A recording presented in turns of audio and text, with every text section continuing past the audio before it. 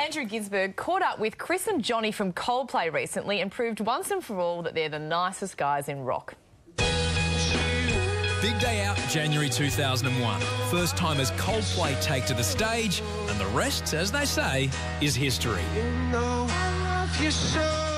4 albums selling over 50 million copies, 6 Brit Awards, 7 Grammys, and pretty much every other award possible. And now it's time for Mylo Xyloto, album number 5.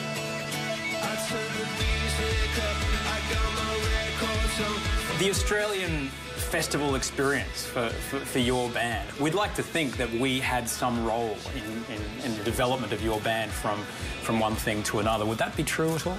100%. When we did the big day out in 2001, it was our first real...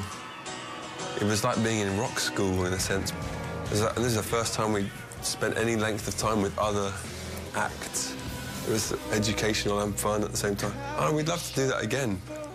But I don't think we've ever been asked back. Bernard Fanning, the singer from Powderfinger, has a great quote about how he knew when their band was on the right path, when they graduated from Ford to Boeing. He's right, it does have a lot to do with what seat you're sitting in while you're travelling. Have you got any leg room or not? I think it's there. Your leg room is equal to how well your record's doing. A lot of bands don't manage to stay together this long without, you know, at least 1 or 2 punch-ups. What's the dispute resolution process inside Coldplay? Yeah, I think bands split up generally because they don't like songs or, you know, track listings and things like that. I think it's... I think it's because of money. Really? Yeah. And glory and credit. Or one of them just might be a tosser. I mean, in our band, you let that go and I'm still in. But the money and the credit we share. I mean, most frontmen are tossers, let's face it, and I take full credit for being playing that role in this band.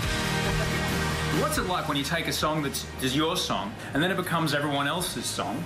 It's their wedding song, it's their breakup song, it's the song that got them through the bad day. And then they're waiting for you to deliver that chorus that reminds them of that time, and there's 80,000 people ready for that moment, and then you give them that on stage. What's that energy exchange like? That's too deep of a question. I don't know how to answer it. That's okay. That's self-analysis I don't know how to do. All right, that's all right. Because it's an Australian thing as well. We're afraid to tell people that we're good at what we do. No, you're not. You're awesome at basically everything and win anything to do with sport. I'm getting killed in the rugby at the moment. People are beating us in cricket. But that's because isn't rugby like the 58th most popular sport in Australia? That's what we thought when we were growing up. God, England just beat Australia at rugby. Then when we went to Australia, we realised, well, only about 3 people play rugby. This is completely unfair. You're both dads. How are your lullaby skills?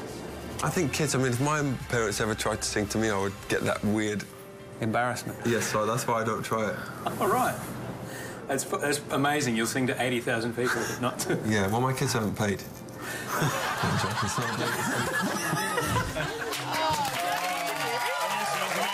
Mylo Xyloto is out now, and for more of Andrew's interviews, you can catch Hot Hits live from LA each Sunday, Arvo, 2 p.m. across the Austereo network. We're going to be back with what's happening around the country. Oh, hang on. Quickly, very funny story. Danny's father, Ron, met Chris Martin just before they was about to give birth to their daughter. Sorry, just after. And when asked what they named the daughter, Chris Martin said, "Oh, we've called her Apple." And Ron, in disbelief, just started laughing and said, "What's her middle name? Strudel?" and straight-faced, it kind of went, no, seriously, we call her Apple. Absolutely, Ron, I applaud you. I applaud you for that. We will be back right after this.